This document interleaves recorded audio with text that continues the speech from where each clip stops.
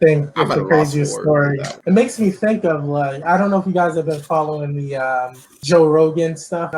They're trying to cancel Joe Rogan again for some of the comments that he made on previous podcasts that he's done.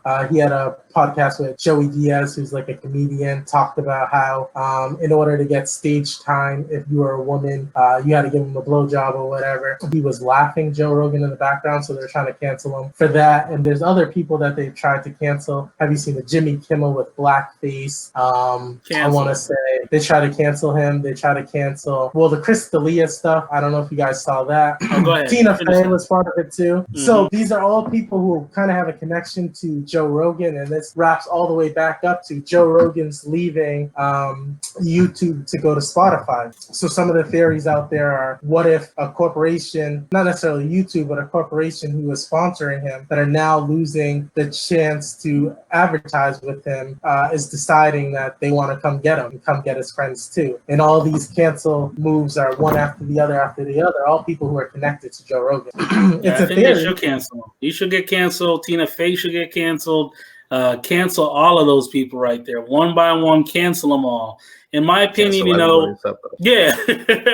In my opinion, you did do something. I mean, and you got to think about things before you do them and before you say them. 20 years from now, it can come get you. And it's tough to see it from a perspective as, the nation can change so much in the next 30 years. And something I said today, as far as like eating dogs, that could take me down for the rest of my life, right? So you got to be careful of, how you say things and who you say them to, or they'll come back to haunt you. I think the tough one is, I can't remember if it was Jimmy Kimmel or Fallon, whoever it was. Basically, one of the people who did blackface was actually making fun of Chris Rock, who was on stage with them. So it's kind of a weird situation where you have this comedy that was out there that people thought was acceptable at the time, and now it's coming back to really bite you, especially when you, in that specific situation where you have another black comedian who's there and it's supposed to be all jokes. It's really tough because now you're facing a situation where you could be canceled for something that was on national TV. So we're talking about NBC.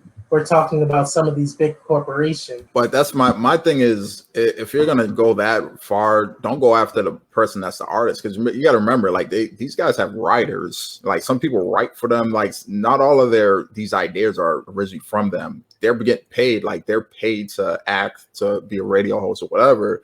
So some of this stuff, like, could be more directed to the bigger corporations anyway. I mean, they're kind of like, they're in a sense, it's almost like doing a job. Like it's almost like an actor being in a role they don't really want to do, but they got to put food on their plate. I'm not gonna go to that extent with this, but I think people are kind of just looking back and trying to point fingers on things where, you got to understand things were at a different time. Like Richard Pryor's dead. Like, his jokes were pretty offensive back in the day too. Like, we're going to chastise him. Like, he's to me, he's one of the greatest, if not the greatest comedian ever. But you don't even have to go to Richard Pryor. You can go to Eddie Murphy. Eddie Murphy. Like, what? Yeah, like, some of his lines. Well, not some of his lines. He some had of lines it that are not acceptable nowadays. There's lines about gay people that are 100% not acceptable. There's other lines that he has in his comedy. You'll see the crowd laughing, whooping it up. And now you're in a situation where you could get canceled for those things. But you see, like, with someone like Eddie Murphy, he's such a legend in comedy that he can't really be canceled, even if they try to cancel him. There's certain people who are cancel proof and there's certain people who are not. That's the crazy thing about comedy. I just think, looking at, like, digging all the way back, I don't know too much about the Joe Rogan thing, but what was it? He was probably... So he was talking to a comedian who said in order for a female comedian to get stage time, they had to give him a blowjob. He's laughing about it. They're both laughing about it. Obviously, it's a joke that nobody would accept today, and I don't necessarily think they should have accepted it back then, but it was something that was available to people for a long time. It's been out in the universe for like 8 years. I just don't think... But this all kind of goes back to what I'm saying about eBay. Maybe it's a corporation who's trying to take him down and his friends. I brought up the Chris D'Elia situation, which is a little bit different there's a Twitter profile called She Rates Dogs or something like that. And they put out a bunch of tweets that it was sending to. It all goes back to dogs at the end of the day. That's really what it comes down to. It's all interconnected. It all comes back to dogs. Chasing our tails here. Dogs. Mike Vick, Peter, dogs. Yeah. But with the Chris D'Elia situation, like they put out tweets and stuff that he was sending to girls who are underage. So that's a little different. Like that's not cancel culture or anything like that. That's doing the things that he's doing. But it goes back to the fact that all these people are circled around Rogan, and whether it's a situation where they're trying to incorporate. But even with the Joe Rogan thing, if I'm getting an idea of it, he laughed at an insensitive joke.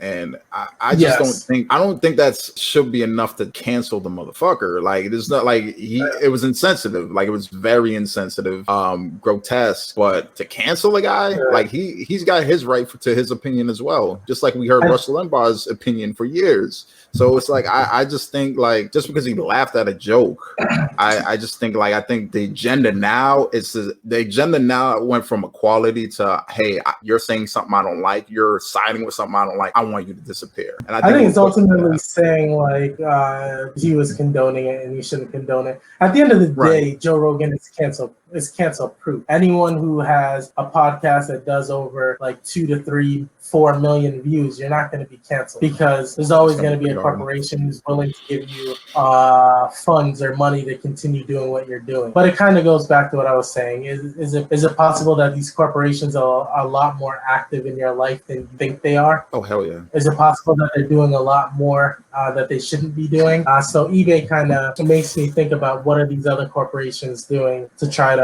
shut up people who are giving them bad reviews. They're probably just paying them off. $10,000 here and there is going to pay off most people. They'll take the money, they'll run with it because they don't think that they can get anything more out of it. $10,000 goes a long way. It takes care of all your problems. Would have been a boss. You damn right about that. You know what would have been a boss move in the case with eBay? Why did eBay just buy out the newsletter? Here's 40 grand, go away. Here's 50 grand, go away. Like they could have paid them off. That's very true. Like Walmart just really bought out all their competitors. Just pull a Walmart, buy out this little company that's talking about it may cost a little more money to send a message, or you're not really.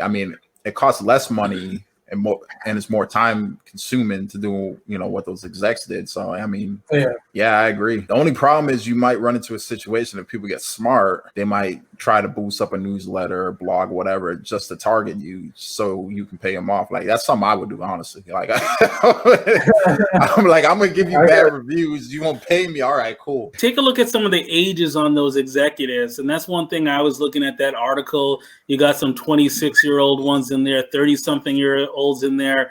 It's all part of that generation, who at the end of the day, they want what they want, right? They want to get away with everything, and they don't want to work hard. They just want to get it. They need something better to do. That's what they need.